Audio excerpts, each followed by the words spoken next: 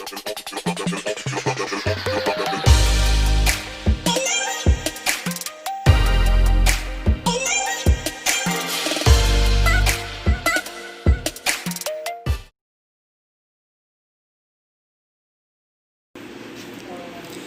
12 અર્થશાસ્ત્ર પાઠ નંબર 6 બેરોજગારી। હવે તેના વિશે માહિતી મેળવીએ તો શરૂઆતમાં આપણે જોઈએ થોડું બેરોજગારી વિશે। વર્તમાન સમયમાં વિશ્વના ઘણા બધા દેશો ગરીબી, બેરોજગારી, ફુગાવો અને મંદી જેવી અનેક આર્થિક અને સામાજિક સમસ્યાઓનો સામનો કરી રહ્યા છે। આ સમસ્યાઓએ વિશ્વમાં આજે ચિંતાજનક પરિસ્થિતિ ઊભી કરી છે। આ સમસ્યાઓમાં બહાર નીકળવા માટે દરેક દેશ પોતાની રીતે સતત પ્રયત્નશીલ હોવા છતાં પણ આ સમસ્યાનું પૂર્ણ નિરાકરણ થયું નથી, તે એક વાસ્તવિકતા છે। વિકસિત અને વિકાસશીલ દેશોએ આર્થિક વિકાસ કર્યો હોવા છતાં પણ પૂર્ણ રોજગારીનું સર્જન કરવામાં સફળ થયા નથી। પરિણામે બેરોજગારીની સમસ્યાએ આજે વૈશ્વિક સમસ્યાનું રૂપ ધારણ કર્યું છે।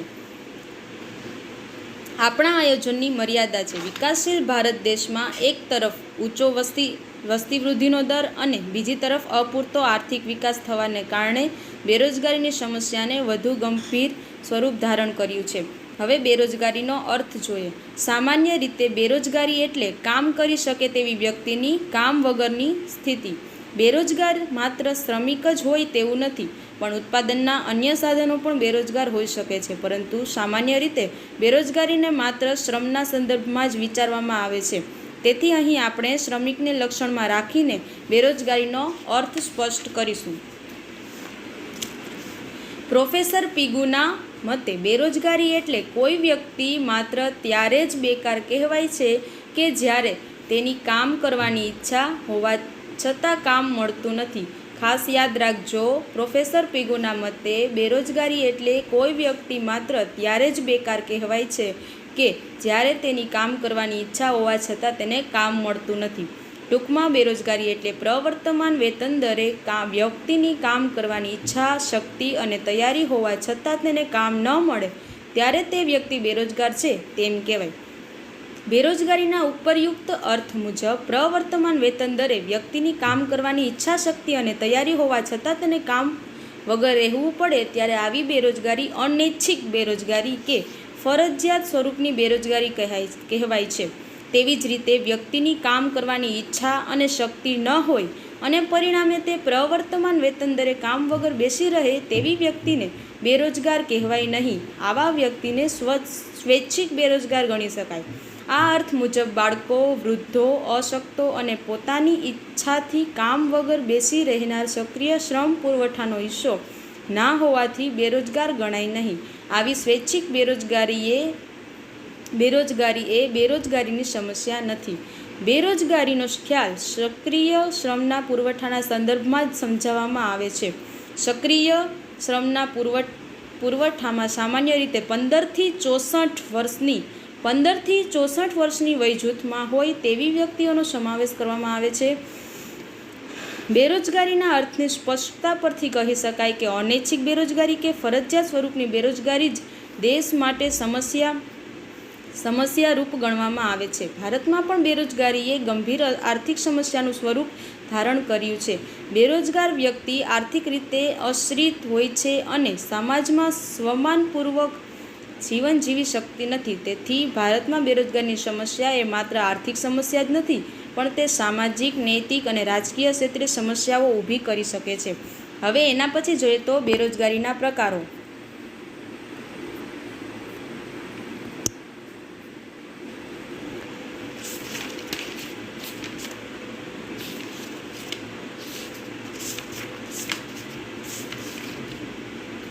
બેરોજગારીના પ્રકારોમાં જોઈએ તો બેરોજગારીનું સ્વરૂપ એ પ્રકારો નક્કી કરતી વખતે અર્થતંત્રનું સ્વરૂપ પણ જાણવું જરૂરી છે, કારણ કે વિકસિત અને વિકાસશીલ દેશોમાં જોવા મળતી બેરોજગારીનું સ્વરૂપ વિભિન્ન હોઈ શકે છે। સામાન્ય રીતે વિકસિત દેશોમાં આવતા ચક્રીય ફેરફારોને કારણે અસરકારક માંગના અભાવને કારણે બેરોજગારી ઉદ્ભવે છે, જે મોટાભાગે ટૂંકા ગાળા માટેની હોય છે।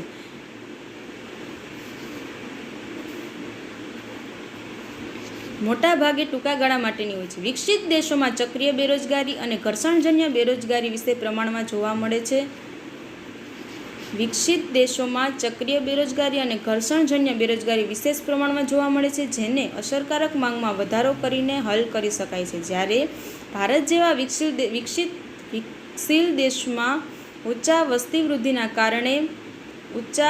વૃદ્ધિ દરના કારણે શ્રમના પુરવઠામાં ઝડપી વધારો થાય છે, પરંતુ બીજી તરફ દેશમાં માળખાગત ખામીને કારણે રોજગારીની તકોમાં ધીમા દરે વધારો થાય છે, જેથી બેરોજગારીની સમસ્યા સર્જાય છે. એટલે કે ભારતમાં જોવા મળતી બેરોજગારી માળખાગત સ્વરૂપની હોય છે અને તે લાંબા ગાળા માટેની હોય છે, જેને આર્થિક, સામાજિક અને રાજકીય માળખામાં યોગ્ય ફેરફાર લાવીને આંતરમાળખાકીય સુવિધાનો વિસ્તાર કરીને હલ કરી શકાય છે. બેરોજગારીનું સ્વરૂપ કે પ્રકારો જાણવા માટે શ્રી રાજકૃષ્ણ સમિતિ રિપોર્ટ 2011-12 એ નીચેના 4 માપદંડો રજૂ કર્યા છે.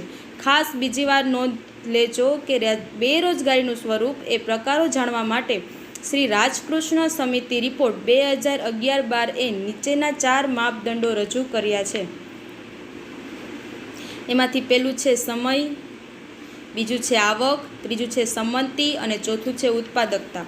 એમાં સમયમાં જોઈએ તો જે વ્યક્તિ કામ કરવાની વૃત્તિ અને શક્તિ ધરાવતી હોય પરંતુ અઠવાડિયામાં 28 કલાક કે તેથી ઓછા કલાક માટે કામ મળે તો તેને તીવ્ર રીતે બેરોજગાર ગણાય. પરંતુ જો વ્યક્તિને અઠવાડિયામાં 28 કલાકથી વધારે પરંતુ 42 કલાકથી ઓછા સમય માટે કામ મળતું હોય તો તેની બેરોજગારીની તીવ્રતા ઓછી ગણાય. હવે બીજું જોઈએ આવક. વ્યક્તિને કામમાંથી એટલી ઓછી આવક મળતી હોય કે જેથી તેની ગરીબી દૂર ન થઈ શકે તો તે આવકની દ્રષ્ટિએ બેરોજગાર ગણાય છે. ભારતમાં ગ્રામીણ વિસ્તારમાં આવી બેરોજગારી વિશેષ પ્રમાણમાં જોવા મળે છે. દાખલા તરીકે કોઈ એક વ્યક્તિ પોતાના પરિવારનું ભરણ પોષણ કરવા માટે એક મહિનામાં ₹30,000ની આવશ્યકતા હોય પણ તે વ્યક્તિ વર્તમાન કામમાંથી ₹15,000 કે તેથી ઓછી જ આવક મેળવી શકતી હોય. હવે ત્રીજું છે સંમતિ. વ્યક્તિ જે કામ કરવા માટેની લાયકાત ધરાવતો હોય પરંતુ તે લાયકાત પ્રમાણેનું કામ તેને ન મળતું હોય તેવા સંજોગોમાં તેને પોતાની લાયકાત કરતાં ઓછી લાયકાતવાળું અન્ય પ્રકારનું કામ સ્વીકારવું પડે છે, પરંતુ આ પ્રકારના કામથી તેને ઓછી આવક પ્રાપ્ત થતી હોવાથી તે અર્ધ બેરોજગાર કહેવાય છે. દાખલા તરીકે CAની ડિગ્રી મેળવેલ વ્યક્તિએ ક્લાર્ક તરીકે કામ કરવું પડે. હવે ચોથું છે ઉત્પાદકતા.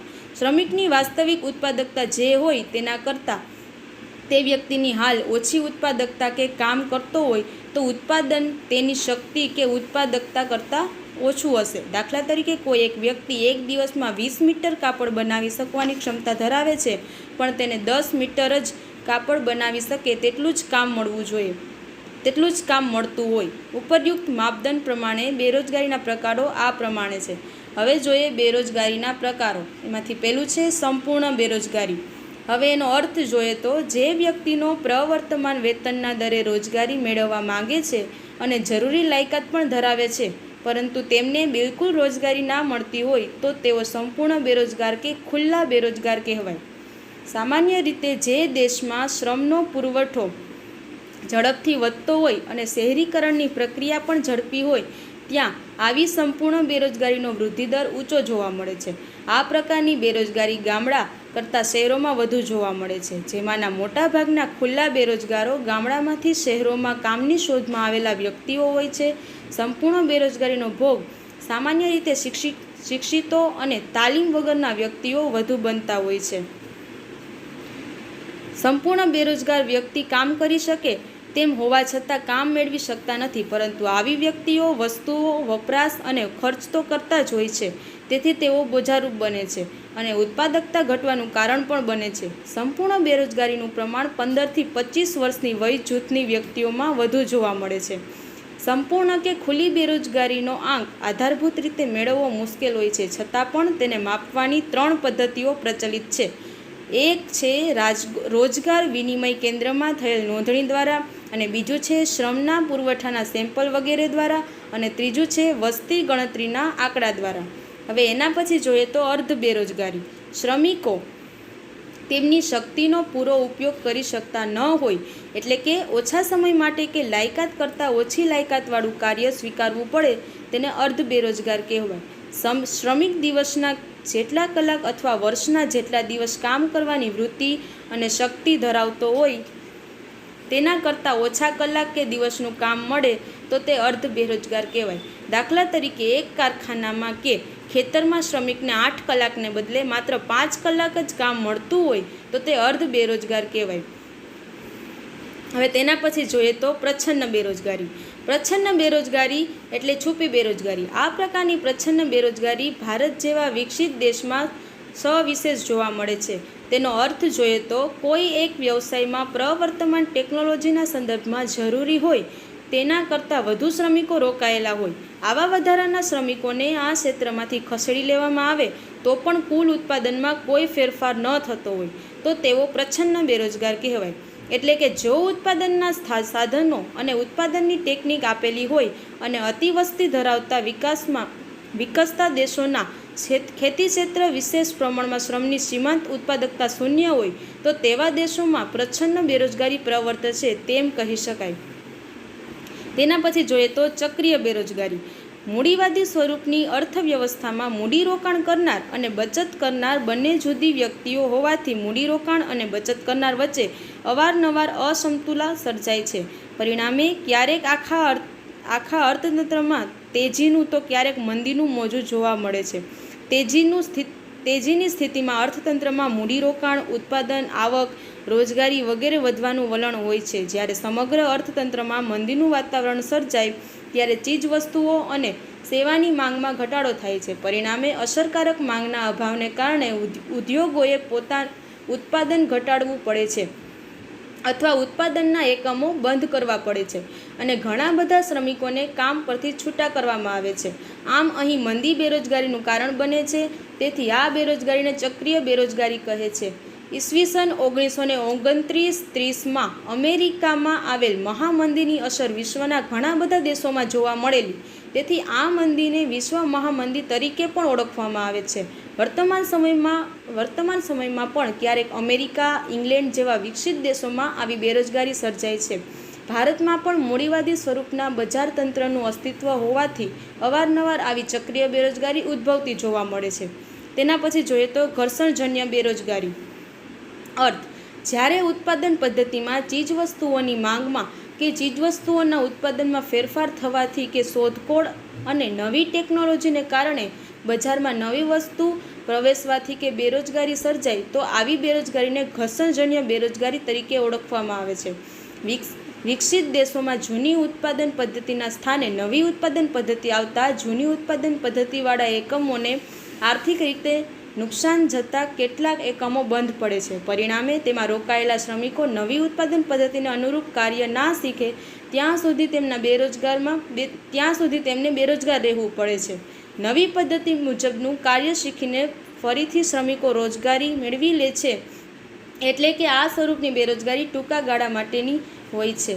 તેના પછી જોઈએ તો બેરોજગારીના ઉદ્ભવવાના કારણો. ભારતમાં બેરોજગારીના પ્રમાણની માહિતી આયોજન પંચ, central statistical organisation CSO, national sample survey અને રોજગાર વિનિમય કચેરીઓ દ્વારા પ્રકાશિત થવા બેરોજગારીના અહેવાલમાંથી પ્રાપ્ત થાય છે. તેમજ બેરોજગારીની સમસ્યાના અભ્યાસ અર્થે રચાયેલ ભગવતી સમિતિના અહેવાલમાં પણ ભારતની બેરોજગારીનું પ્રમાણ અને કારણો દર્શાવવામાં આવ્યા છે. ખાસ યાદ રાખજો. તેમજ બેરોજગારીની સમસ્યાના અભ્યાસ અર્થે રચાયેલ ભગવતી સમિતિના અહેવાલમાં પણ ભારતની બેરોજગારીનું પ્રમાણ અને કારણો દર્શાવવામાં આવ્યા છે. ભારતમાં આર્થિક વિકાસના દરને ઊંચો લઈ જવા માટે અને બેરોજગારીની સમસ્યાના ઉકેલ માટે ઈસવીસન 1951ની આયોજનબદ્ધ પગલાં ભરવામાં આવ્યા હોવા છતાં બેરોજગારીની સમસ્યા વધારે ને વધારે તીવ્ર બનતી ગઈ છે.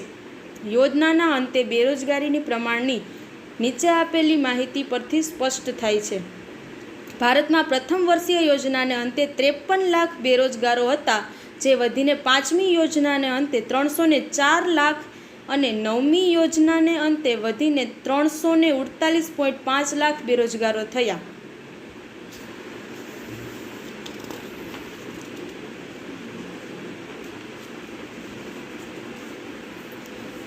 એમાંથી પહેલું જોઈએ તો વસ્તી વૃદ્ધિનો ઊંચો દર. ભારતમાં વસ્તીનું કદ અને વસ્તી વૃદ્ધિના દરનું ઊંચું પ્રમાણ જોવા મળે છે. ભારતમાં વસ્તી વૃદ્ધિનો દર ઊંચો રહેવાથી દેશની કુલ વસ્તીમાં પણ ખૂબ મોટા પ્રમાણમાં વધારો થાય છે. તેથી શ્રમના પુરવઠામાં પણ ઝડપથી વધારો થાય છે અને શ્રમ બજારમાં રોજગારીની શોધમાં પ્રવેશતા નવા શ્રમિકોનું પ્રમાણ ઉત્તરોત્તર વધતું ગયું છે. પરંતુ તેની સામે રોજગારીની તકોમાં ધીમા દરે વધારો થતો હોવાથી બેરોજગારીની અને અર્ધ બેરોજગારીની સમસ્યા વધતી જાય છે. એના પછી જોઈએ તો રોજગારીની તકોમાં ધીમો વધારો. રોજગારી વધારાને આર્થિક વિકાસના વૃદ્ધિદર સાથે ખૂબ જ ગાઢ સંબંધ છે.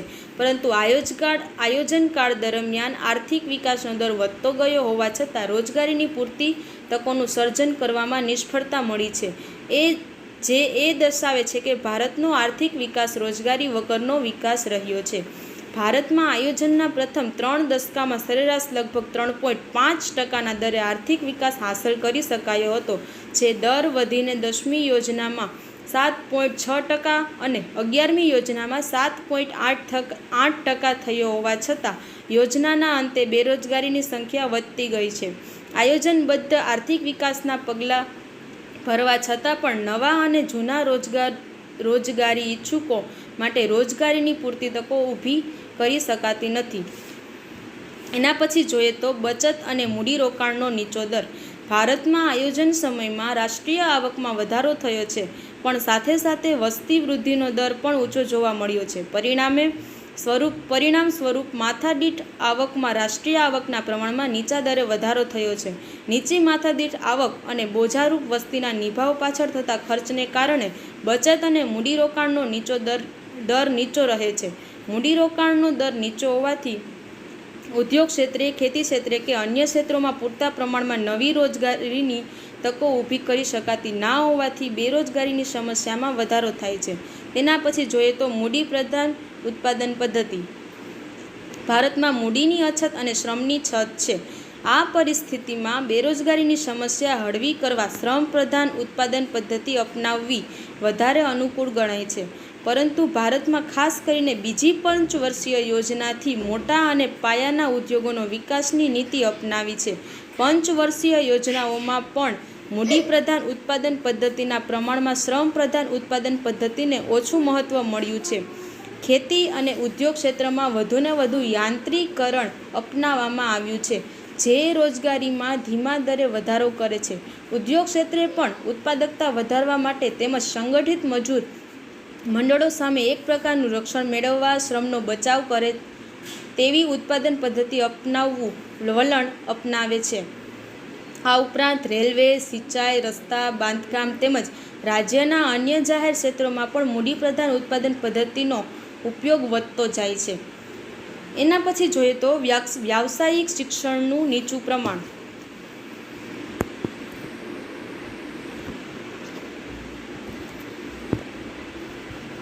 ભારતમાં શિક્ષિતોની વધતી જતી બેરોજગારીનું એક મહત્વનું કારણ ખામીયુક્ત શિક્ષણ પદ્ધતિ છે. દેશમાં દરેક ક્ષેત્રે બદલાતી જતી કાર્ય પદ્ધતિને અનુરૂપ કામ કરી શકે તેવા શ્રમિકો તૈયાર કરવામાં આજની શિક્ષણ પ્રણાલી પૂરતી સફળ થઈ નથી. આર્થિક વિકાસના દરને ઊંચો લઈ જવાના હેતુથી ઉદ્યોગ ક્ષેત્ર, ખેતી ક્ષેત્ર તેમજ અન્ય ક્ષેત્રોમાં જે નવી ટેકનોલોજી અને યાંત્રિકીકરણ અપનાવવામાં આવ્યું છે, તેના કારણે આ પદ્ધતિને અનુરૂપ કેળવાયેલ ટેકનોલોજીનું જ્ઞાન ધરાવતા શ્રમિકોની જરૂર પડે છે. પરંતુ તેનાથી વિપરીત સ્થિતિ વર્તમાન શિક્ષણ પદ્ધતિ જોવા મળે છે. પરિણામે આવા કુશળ શ્રમિકો મળતા નથી, કારણ કે શિક્ષણ ક્ષેત્રે વ્યાવસાયિક શિક્ષણનું પ્રમાણ ખૂબ જ ઓછું છે. વર્તમાન શિક્ષણ માનવીનું માનસિક અને શારીરિક ઘડતર કરવામાં નિષ્ફળ નીવડ્યું છે. તેથી શિક્ષણ મેળવ્યા પછી પણ વ્યક્તિ સ્વરોજગારી મેળવી શકે તેટલી પણ તેમનામાં ક્ષમતા આવતી નથી અને બેરોજગારીની સમસ્યાનો ભોગ બને છે. તેના પછી જોઈએ તો માનવ શક્તિના આયોજનોનો અભાવ. ભારતમાં આયોજનકાળ દરમિયાન માનવ શક્તિનું યોગ્ય આયોજન થતું નથી. દેશમાં વર્તમાન સમયે જે પ્રકારના શ્રમની માંગ થાય છે તે સંદર્ભમાં પૂરતા યોગ્ય શ્રમનો પુરવઠો પ્રાપ્ત થાય તેવા પ્રકારની માનવ શક્તિનું આયોજન કરવા માટેની શિક્ષણ વ્યવસ્થા ઊભી થઈ નથી. દેશના આર્થિક વિકાસમાં કેટલા અને કેવા પ્રકારના માનવ શ્રમની જરૂર ઊભી થશે તે અંગેના ચોક્કસ અંદાજો કર્યા વગર શિક્ષણનો વ્યાપ વધારવામાં આવી રહ્યો છે. પરિણામે પ્રતિ વર્ષે લાખો શિક્ષિત યુવાનો ડિગ્રી મેળવે છે, જેમની પાસે વર્તમાન આર્થિક વિકાસને અનુરૂપ જ્ઞાન, તાલીમ કે શિક્ષણના હોવાથી શિક્ષિત હોવા છતાં બેરોજગારીનો ભોગ બને છે. આ માનવ શક્તિના આયોજનની ખામીનું સીધું પરિણામ છે. એના પછી જોઈએ તો જાહેર ક્ષેત્રની બિનકાર્યક્ષમતા. આઝાદી પછી ભારતમાં ખાનગી ક્ષેત્રે કરતાં જાહેર ક્ષેત્રના વિકાસને વધારે મહત્ત્વ આપવામાં આવ્યું છે. જાહેર ક્ષેત્રના એકમોની સંખ્યા અને તેમાં મૂડીરોકાણમાં ખૂબ વધારો થયો છે. જાહેર ક્ષેત્રે રોજગારી સર્જનના જે અંદાજો કરવામાં આવ્યા હતા તે પ્રમાણેનું રોજગારીનું સર્જન કરવામાં જાહેર ક્ષેત્ર નબળી કાર્યક્ષમતાને કારણે સફળ થયા નથી. પ્રમાણમાં વધુ રોજગારી આપી શકે તેવા ખાનગી ક્ષેત્ર ઉપર જાહેર ક્ષેત્રના વિકાસ હેતુસર અંકુશો મૂકવામાં આવ્યા, તેમજ ખાનગી ક્ષેત્રના વિકાસ માટે પૂરતું ધ્યાન પણ આપવામાં ન આવતા રોજગારીની તકો ઓછી ઊભી થઈ શકી અને બેરોજગારીમાં વધારો થયો. ત્યાર પછી જોઈએ તો કૃષિ ક્ષેત્રના વિકાસની અવગણના. ભારત કૃષિ પ્રધાન દેશ છે. એક ભારતની મોટાભાગની વસ્તી ગામડાઓમાં વસે છે. આ વસ્તી મોટે ભાગે રોજગારી અને કૃષિ ક્ષેત્ર પર આધાર રાખતી હોય છે. તેથી કૃષિ ક્ષેત્ર વધારે રોજગારી પૂરી પાડે તેવું આયોજન જરૂરી છે. પરંતુ ભારતની આર્થિક વિકાસ નીતિમાં કૃષિ ક્ષેત્ર કરતાં અન્ય ક્ષેત્રોને વધારે મહત્ત્વ આપવામાં આવ્યું છે. પરિણામ સ્વરૂપમાં કૃષિ ક્ષેત્રના વિકાસને ઓછું મહત્ત્વ અપાતા કૃષિ ક્ષેત્રનો યોગ્ય વિકાસ થઈ શક્યો ના હોવાથી તેમાં રોકાયેલા શ્રમિકોને પૂરા સમયની રોજગારી મળી શકે તેવું નક્કર આયોજન થઈ શક્યું નથી. તેના પછી જોઈએ તો શ્રમની ઓછી ગતિશીલતા. કેટલાક સંજોગોમાં શ્રમની ઓછી ગતિશીલતાના કારણે પણ બેરોજગારીની સમસ્યા સર્જાય છે. ભારતમાં ક્યારેક સામાજિક પરિબળો, કૌટુંબિક સંબંધો, ભાષા, ધર્મ, રીતિરિવાજ, સંસ્કૃતિ, માહિતીનો અભાવ, વાહન વ્યવહારની અપૂરતી સગવડો તેમજ રહેઠાણની સમસ્યા જેવા કારણોસર શ્રમની ગતિશીલતામાં અવરોધ સર્જાય છે, જેને કારણે બેરોજગારીની સમસ્યા વધે છે. તેના પછી જોઈએ તો અપૂરતી માળખાકીય સુવિધા. ગ્રામ્ય વિસ્તારમાં અપૂરતી માળખાકીય સુવિધા પણ બેરોજગારીની સમસ્યા માટેનું એક કારણ છે.